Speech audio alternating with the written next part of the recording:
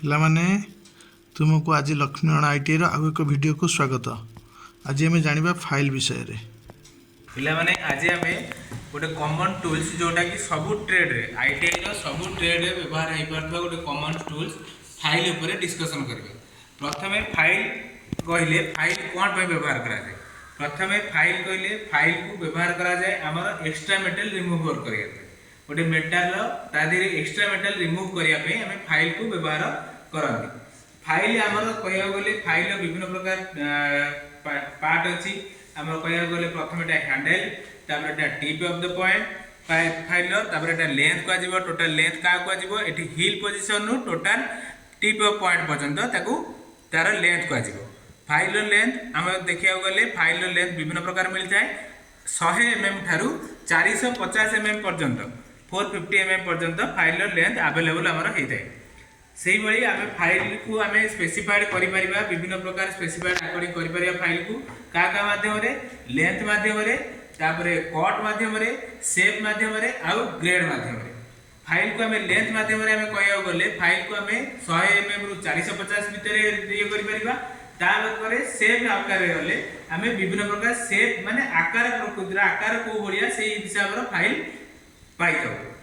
आकार हिसाब रे आमे देखिया गले हमर फ्लैट फाइल तापर एटा गोटे हाफ राउंड फाइल अछि जेपरि तापर स्क्वायर फाइल हमर knife edge file round file ए बडी आकार रो हमर फाइल मिलि थाए। तापर आमे गले हमको ग्रेड आकार रो को फाइल मिलि थाए। ग्रेड आकार गले हमको फाइल हमको जेपरि कि हमर जीवो फाइल हमर फ्लैट फाइल होला bastard file second cut file सेही हिसाब रे हमर विभिन्न प्रकार ग्रेड रो मध्ये फाइल मिलि थाए।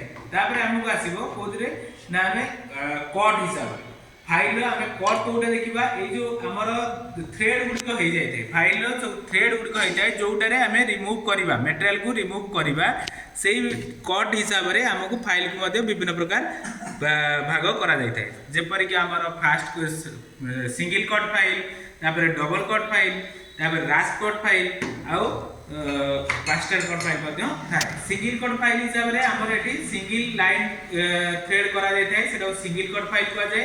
आ डबल कट माध्यम रे हमर एठी डबल फाइल डबल थ्रेड करा जाय थाए जोटा कि हमर अधिक मेटल रिमूव करिया रे साहाय्य करते। तापर हमर गोटे थाए स्मूथ फाइल जोटा हमर व्यवहार करा जाय हमर लास्टली हमर मटेरियल को लास्टली हम जेतबे फाइल हमर सब कार्य सारी सारीबा सेतबे हमें ताकू स्मूथ फाइल व्यवहार करके ताकू फिनिशिंग पर्पस रे व्यवहार करा। फिनिशिंग पर्पस रे व्यवहार करके सेतबे हमें मटेरियल ताकू क्लियरली पूरा फिनिशिंग करके सेतबे हमें जॉब को शेष करथा। सेही हिसाब रे हमें फाइल को सब स्पेसिफाइड करिथा। फाइल हमर कोन व्यवहार करा होची ना रिमूव द एक्सेस मटेरियल।